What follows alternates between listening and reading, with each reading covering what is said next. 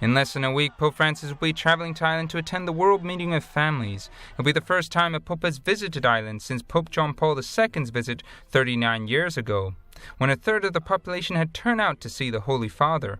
This new documentary, directed by Emmy Award winner David Naileri and narrated by Jim Caviezel, John Paul II in Ireland, A Plea for Peace, delves into John Paul II's historic three-day trip to the country in 1979, particularly in Drogheda, during a time of violent struggle between the IRA and British state security forces over control of Northern Ireland.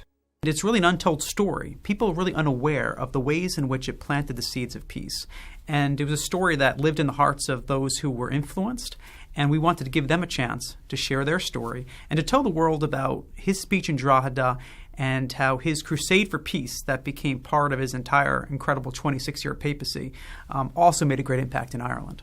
The documentary interviews many prominent political and social figures such as former IRA bomber Shane O'Doherty, Martin Manzer, Seamus Mellon and Lord David Alton.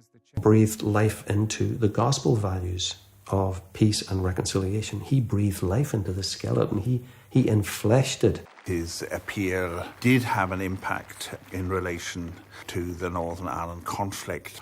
And I think the vehemence of his opposition to violence broke any link between Catholicism and the provisional IRA.